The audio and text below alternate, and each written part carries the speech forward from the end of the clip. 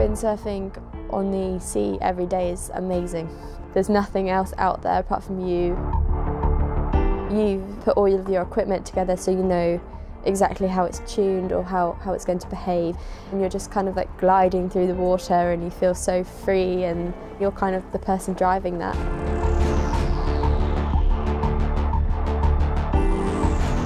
My name is Saskia Sills, I'm 22 and I'm from Launceston, Cornwall. Right now I'm campaigning towards 2024.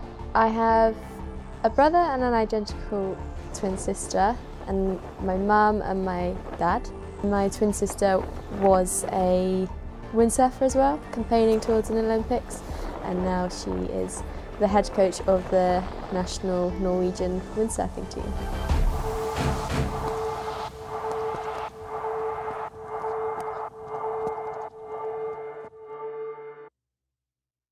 Growing up with a twin is really fun. I mean, I guess I don't really know anything different, but all I can say is that we always had a best friend in each other. Through every milestone and everything that happened in our lives, we were there for each other. And I actually feel kind of sorry for my parents looking back. Like, we caused so much chaos and, you know, double trouble, and there was two of us. But my dad always says, double the trouble, but double the joy.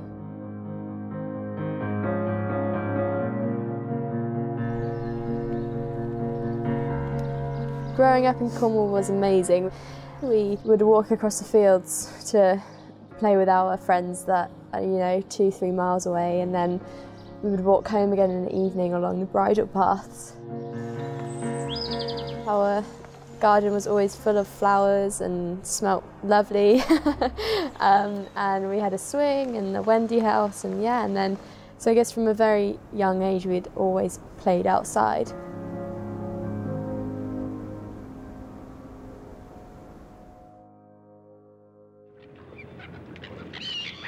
My earliest memory of winning something big was 2007 National Championships in Weymouth.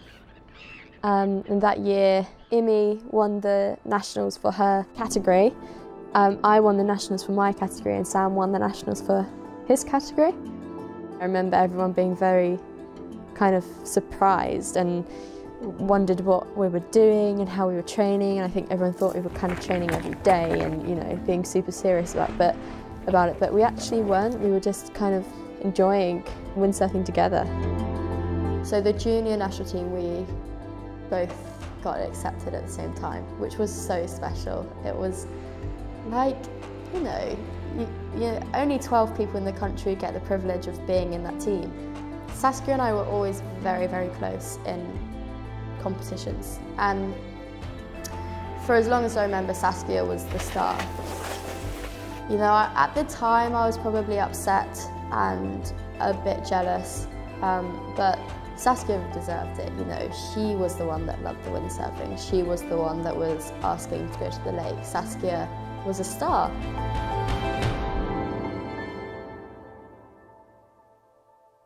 We got selected to go to San Francisco for the World Championships.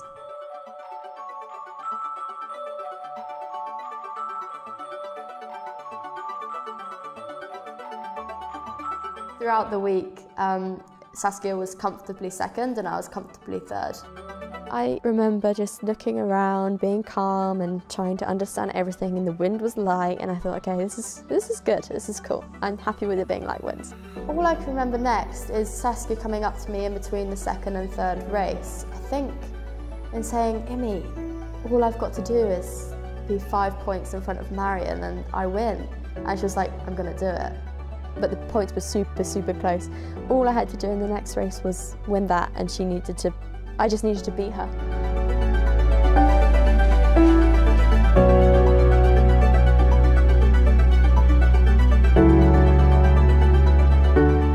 And for some reason, somehow I managed to beat her, and I don't know where she came, and so then I became world champion.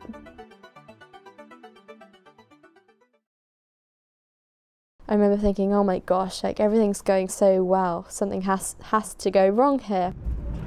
2013, I started to feel quite sick all the time, and then I went to Cyprus and we had this holding camp. I was sleeping all day during the training. I didn't train once. I remember we had this team meeting outside in the pool, and I fell asleep in this team meeting with 12 other teammates there. To fall asleep sitting upright one day before the World Championships, that's just kind of alarm bells ringing, I guess. She was really thin and really tired and really sick.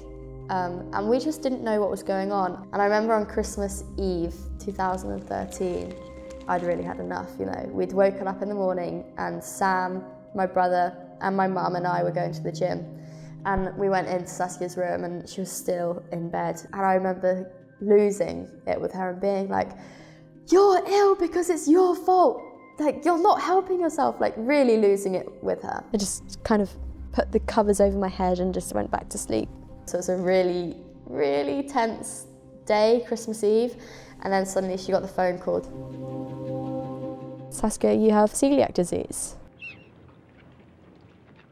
When you're sick, the sailing team want to look after you well, and they want to make sure you're well enough to go back onto the water. So Saskia had to do this like return to sailing program. I wasn't allowed to do anything, nothing. So I spent about 4 or 5 months gradually building up to being able to do 20 minutes on the bike twice a week. I got the go-ahead from the team physiologist that I could do my first strength training of the year. That weekend I was just sleeping so much and I was like curled up in a ball and I felt so sick. Turns out she had her appendix ruptured, and 2 days or 3 days before her final A-level exams and just after her first session back. I was so devastated because I'd just been through all of that for the past 6 months and then finally got somewhere. And then us back to square one again.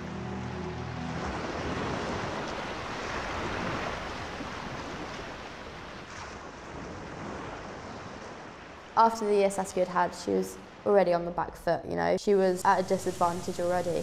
And then choosing to go to university meant, you know, she spent even less time training and getting back to where she needed to be. I was going to lectures in the morning and then driving down to Weymouth, going on the water for 2 hours, then driving back, and then going on my way back from Weymouth I would go to the gym.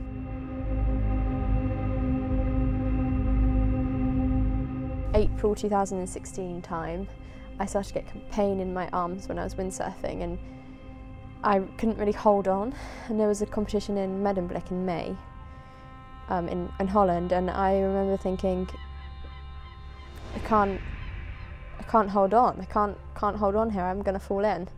And then I would lose the feeling in my hands and I was in like excruciating pain. And then suddenly again, everything just kind of went the wrong way and started to get ill again and couldn't train as much.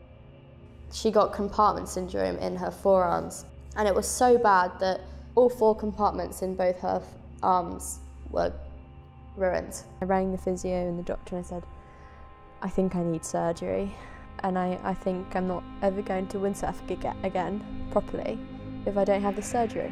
And I said, "Like, I've come through so much." She just had this surgery and I remember feeling gutted, and I do remember thinking, okay, she's not coming back from this. You know, this is the end, but you know, she's given it a good try. She's been through a lot. It's an okay place to finish your career, you know. As soon as you're injured as an athlete, everything goes through your mind, and what happens if I can't get windsurfing? What happens if I miss my funding event? What happens if I get better in time for my funding event but I don't make my funding cut, you know? Everything just goes straight through your head. Like, you kind of fear the worst, I think, when you get injured as an athlete, because being an athlete is about training, and if you can't train then you can't be an athlete, really.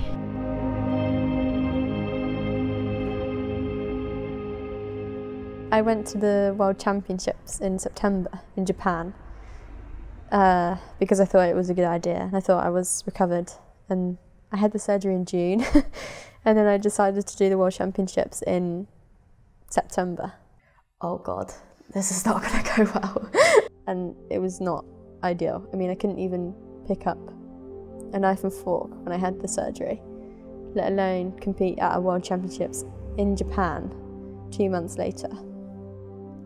So I went to Japan and kind of had a really bad experience there. Did really badly. I think I came 56 out of 60. Then I got back to Weymouth and started the Weymouth training and just trained hard and trained well. And then this year the World Championships, it was the big World Championships, which happens every 4 years. And bearing in mind the last World Championships I did, I came 56th in 2017. On the first day of the Worlds I was leading the 2018 World Championships, which was just insane. It was just crazy, like speechless really. I could not believe it. It's really nice that we're able to come abroad and train during the winter, because in England it's just way too cold to train properly. So coming abroad, it's super nice because we can be 100% focused, we're not cold, we learn something every session so that we know that we're improving every session. And of course it's super nice coming to nice places like this, and very often there's a lot of different countries and different sailing classes that come here or come abroad to the same training venues, which means that we can see our friends and have good training partners and really good training sessions on the water with lots of different people.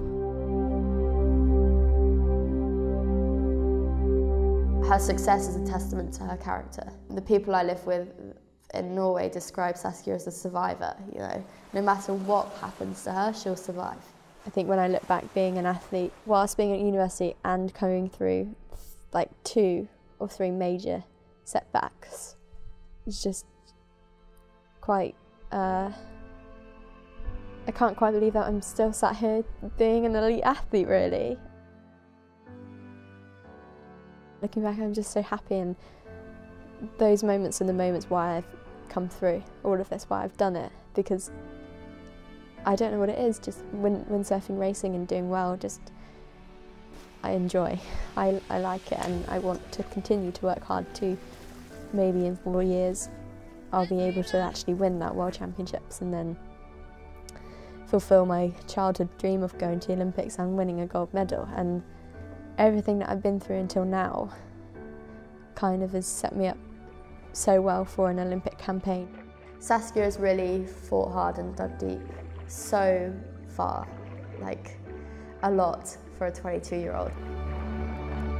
But you know, I just want to try and make it work and try and get to the top and try and get to where I always dreamed of being.